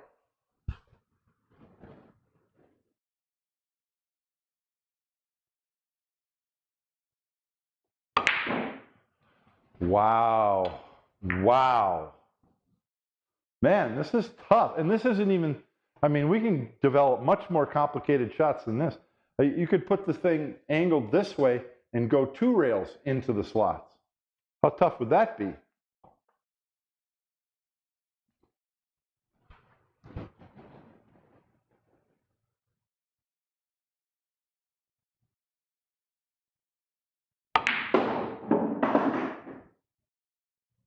Oh, I thought I had it.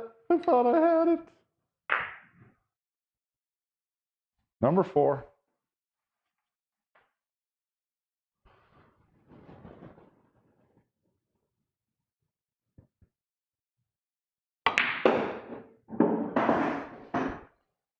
Well, this is proving to be, I mean, this is something I'm going to have to practice when I'm not on the live stream, because this is not good. Number 4.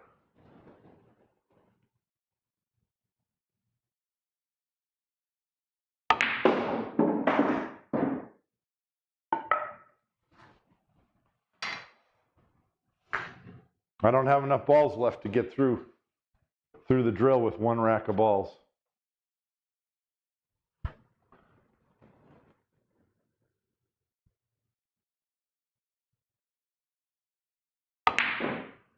Are you kidding me? Well, you can see one psychological trait that's necessary to be a good pool player, and that's obsessive compulsiveness. That's what you're seeing right here.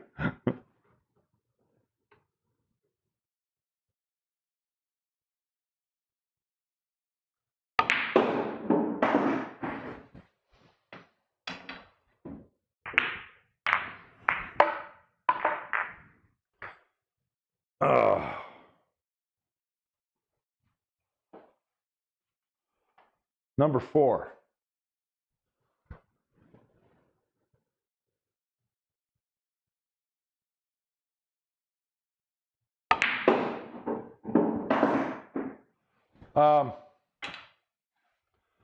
What I'm learning is that this shot is highly susceptible to the speed that you strike it, because that's going to change that angle off the rail.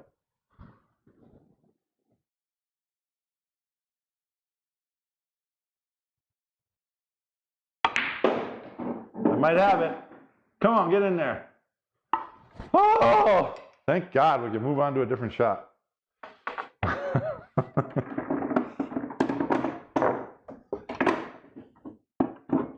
How many fails was that? It was like 10 of them. All right, let's finish this one. Number 3.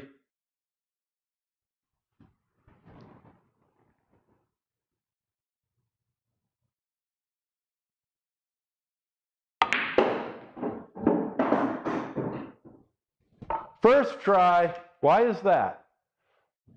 Very interesting. Okay, number 2. Do we still go below the side pocket? Do I have to come above? I think I still have to go below the side pocket.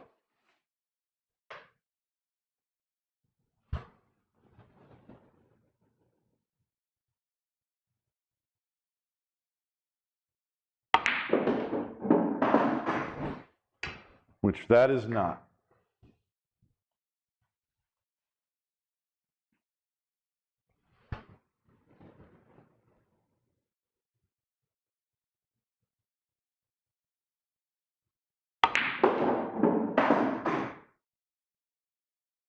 Yes, sir. And then number 1, we're going to have to come above the side pocket.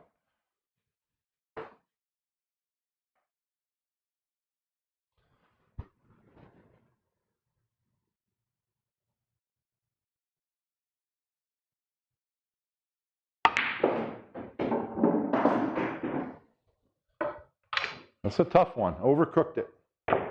I don't know where the cue ball hit. Probably hit pretty, might have hit past the first diamond.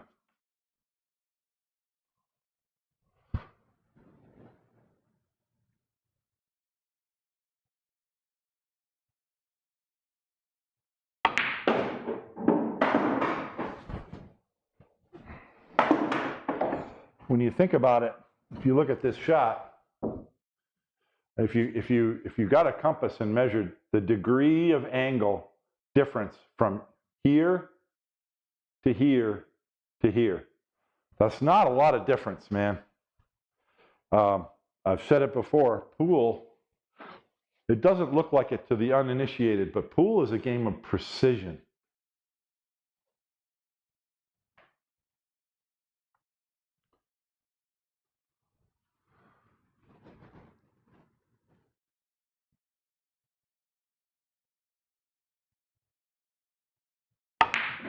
Oh, geez.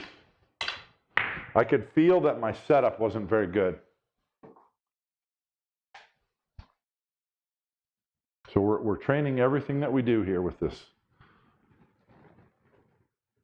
That feels much better.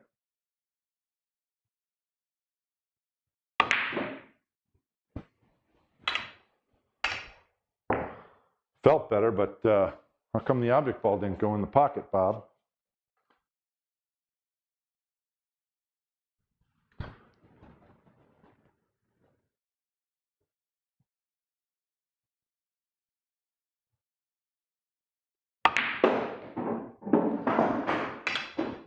So I hit that one harder. Because I hit it harder, the cue ball didn't draw as much. So dependent on that.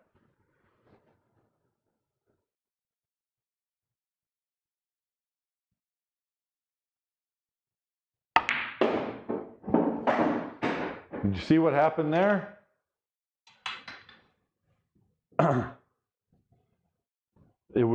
I think it was on a good line, and then about here that the draw took a little more, and it curved and went straight.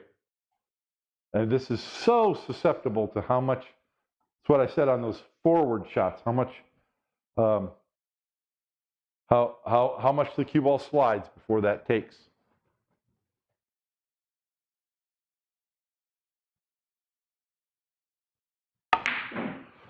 Yeah, so I'm hitting the cue ball where I want and the object ball not in the pocket. Come on, Bob.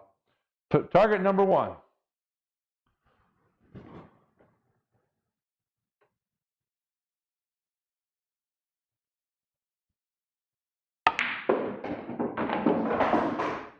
Nuts. But at least I'm making the ball in the center pocket now, and that's how you adjust from there. If you're not pocketing the ball, you got nothing, you have no frame of reference to adjust from. Ball's got to go in the center of the pocket to start with.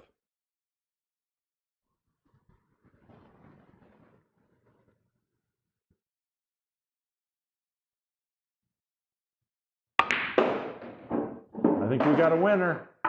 Dang it. I'm going to call that good enough, though. Good enough for now. Obviously, more practice. I'm not going to do it today, but I can see this. Same shot. How challenging would this be? Same shot. And get that cue ball. Maybe you change the cue ball position, but cue ball to go 1 rail, 2 rails, and then into each of these slots. For the 1 ball, you've got to come, you might have to come side rail and below the side pocket. I don't know.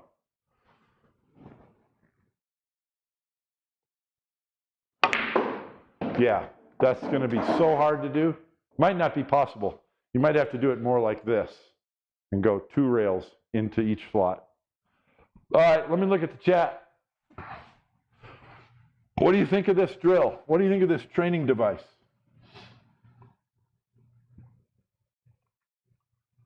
Let's see.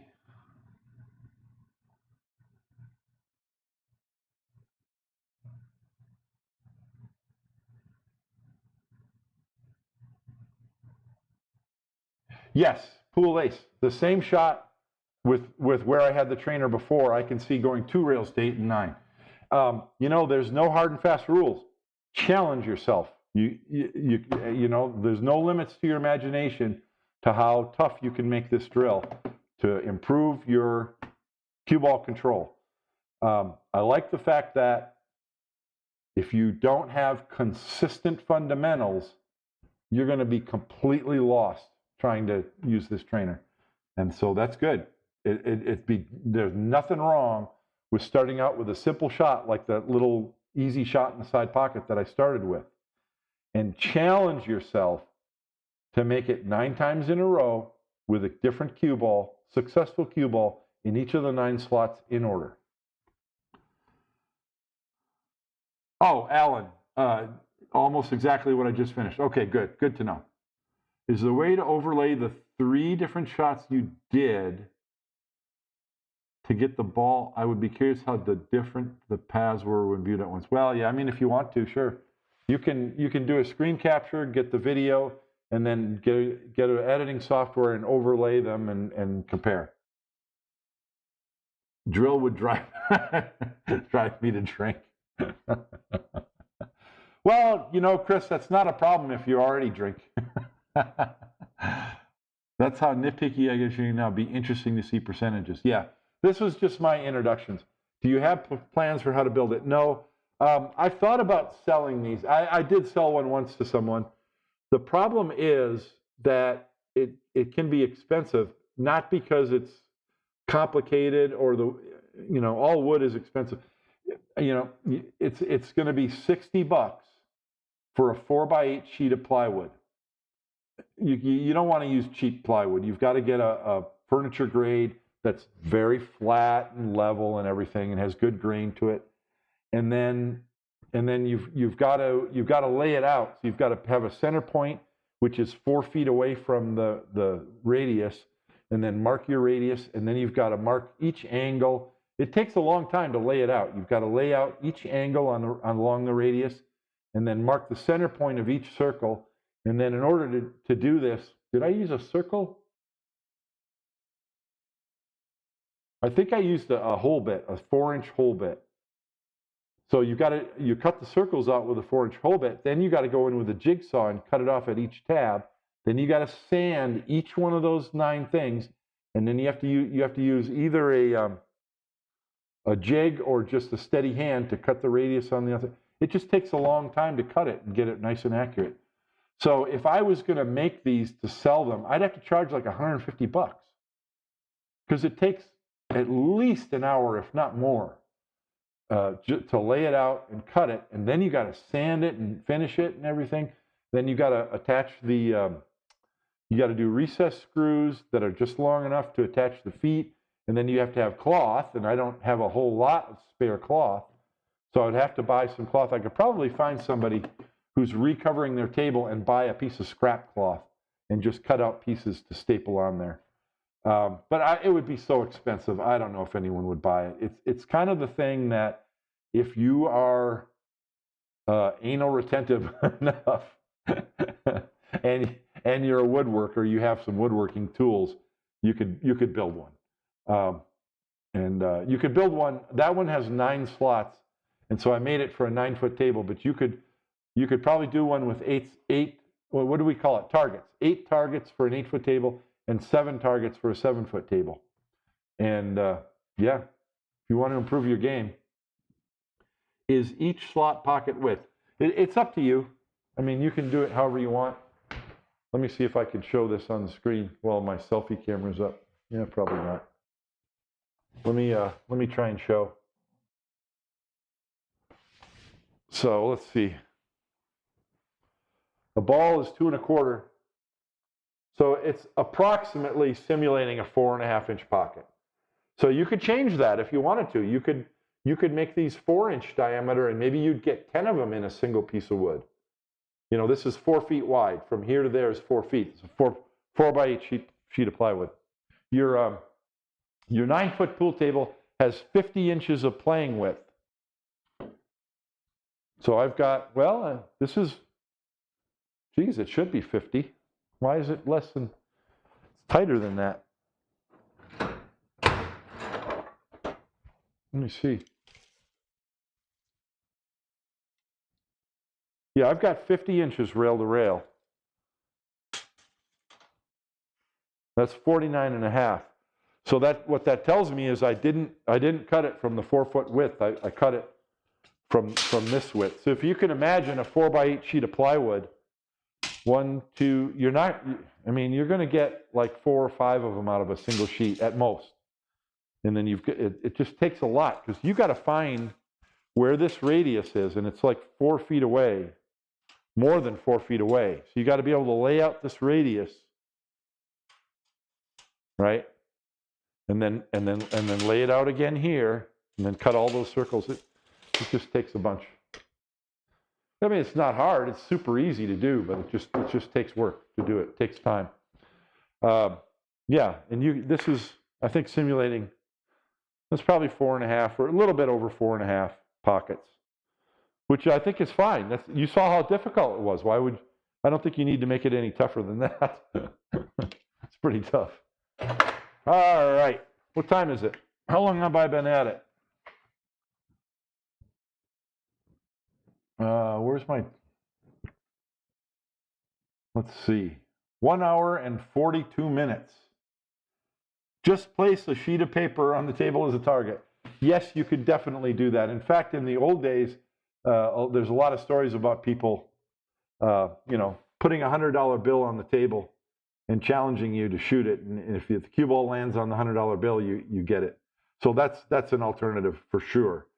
I like this because you set it up once and it's progressive.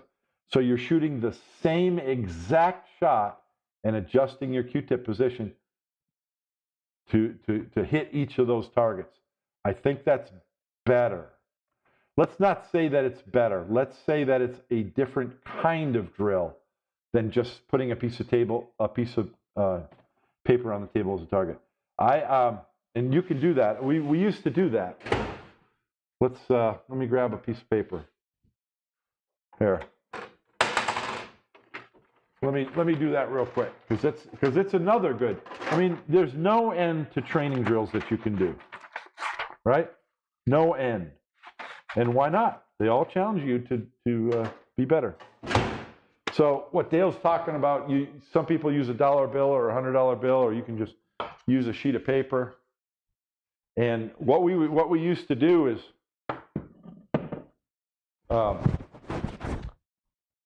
one person sets up a shot, and so you might just choose like this. You might just choose a spot shot, okay? And then the other person gets to put the piece of paper anywhere they want on the table. So, you don't want to put it here because that's super easy. You might put it down table. You might say, okay, get the cue ball to stop right here. There's a couple ways to do that.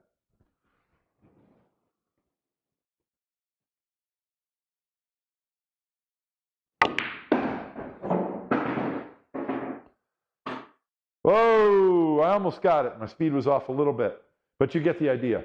But, if somebody, and you can do this by yourself as well, but if you set up this shot, I'm going to want to put the paper there. Make it as hard as you can on your opponent. Where is my selfie camera still on?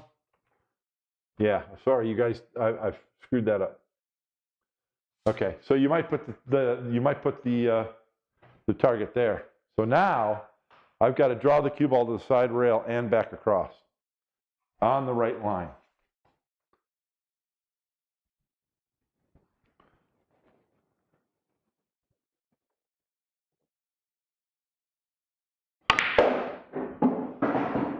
Close. So I didn't get it. So if you're challenging yourself, set it up again. And this is where you want to mark the table so you're shooting the same shot every time.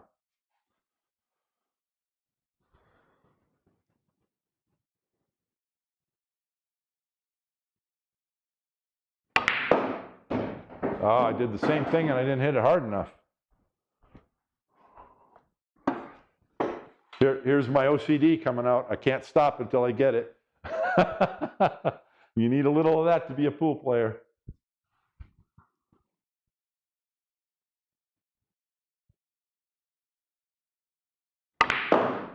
Oh, man.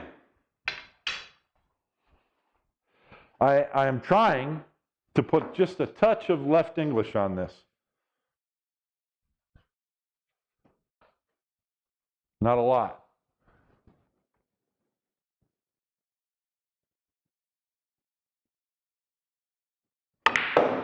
There we go. See what this does for your game? It forces you to step out of your comfort zone and figure things out. This is how you become a better player. And by the way, I'll just try this once. There's two ways to go at this. So the other way would be like this.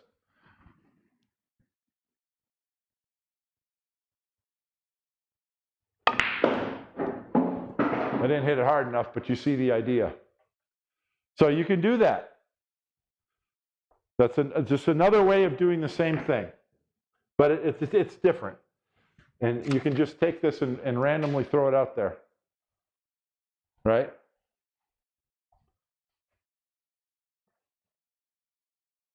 Now I can go at this 2 rails or 1 rail. So you might challenge yourself to do it both ways.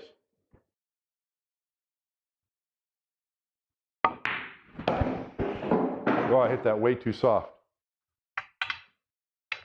But when you get that cue ball to come up, float onto that piece of paper and stop, and do this for an hour, and you start getting more and more consistent, that's how you improve, ladies and gentlemen.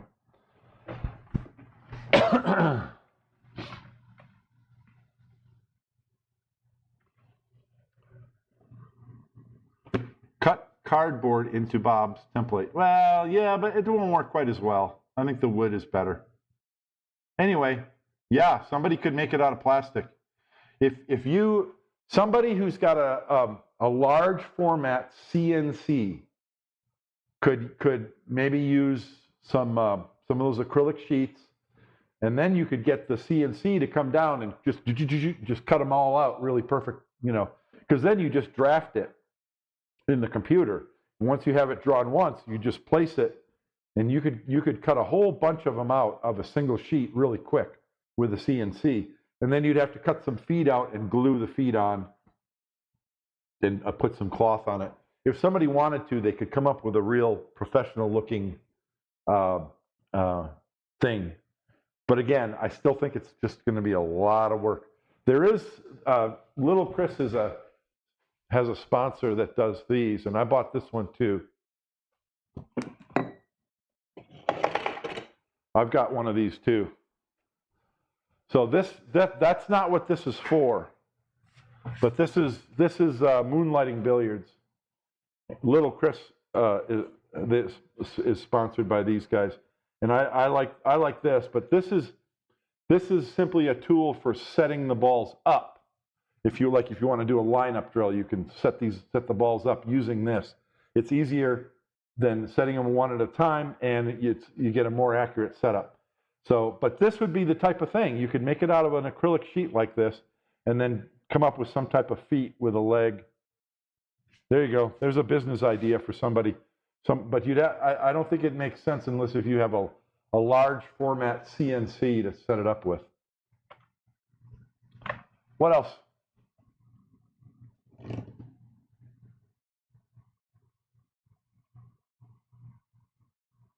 Yeah. Hey,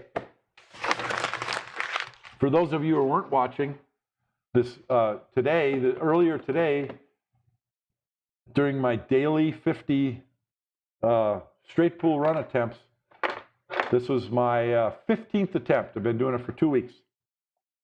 Today, for the first time, I scored a 50-ball run on my first inning. Yes! I'm really psyched about that. So, can I do it again tomorrow? Am I going to get this consistency? Have I figured it out? Am I going to be raising my goal to 75? Not yet. I'm going to do another week at 50, and we'll see if I can just kill it. And if I do, then we're going to go to 75. Keep pushing. But I'm a little bit tired, and tomorrow morning I'm going to get up on the roof early. I'm going to pull the wires on the roof. There's some conduit up there, and I got to run some wires along the rails, pull them through the conduit, and then down the side of the house, and through another conduit into the inverter. So, you know, by 9 a.m., the temperature here in Arizona gets above 90 degrees. So if I can get outside at 6 a.m., it's usually like 78, 80 degrees. And so I'll have from 6 to 9 to work. I don't think I'm going to get any panels set. I'll do that tomorrow and the next day. Maybe. We'll see. But I'd like to get up on the roof early this morning. I was up early today and got the wiring done for the inverter and the inverter, the meter socket, and the disconnect, which is all standing on the ground on the side of the house. But going up on the roof takes a little more operation, and you got to get the ladder set up correctly, and you want to go up the ladder one time, so you got to make sure you got all the tools you're going to need and the wires and all that. So anyway, what I'm saying is I'm signing off because I want to go. You lost the stream, huh? Sorry about that. It looks like it's back though, but I'm signing off anyway. Thank you guys for watching. Let me know if you like this and you want to see more. I think I only did 3 setups in an hour and a half, hour and 45 minutes. You can see how challenging you could make this for yourself and how much your game is going to go up. So think about it. And if you really, really, really want one and you're willing to spend a couple $100 because it's going to cost, you know, the other thing is it's a huge thing. It's 4 feet long. So the shipping is going to be $25, $30 to ship it because it's such a big box. But if one of you really, really wants one, it's going to be around $200, including shipping. I'll make one. I'll make one, but I'm not going to make 10 of them. So there might not be anyone who wants one, but if a couple people want one and are willing to buy it, I'll pay you for it. I mean, I'll build it for you because I like to work in my workshop and I'd love to have a project, but I don't want a huge project where I'm out there all day long for 3 days making 20 of them. But if you want one, just send me a message, bob@shortstopunpool.com. I think that was fun and interesting. I had the idea that I would set up a shot and have you guys tell me which slot to hit, but I don't know how interesting that is, unless if there's some kind of consequences or if you get a reward. You know, it'd be like the game of horse. Yeah, maybe that's it. It'd be like a game of horse where I'm trying to beat the chat. And so if I miss, you guys get a letter, and if I hit it, I get a letter, and whoever spells out horse for it first wins. Maybe we'll do something like that next time. But I can see doing this again maybe next week. If there's enough interest in it, leave me a comment or send me an email if you like it. And definitely hit the like button and subscribe. All right, I need to go. See if I can get to bed by 9 o'clock. Thanks for watching, guys.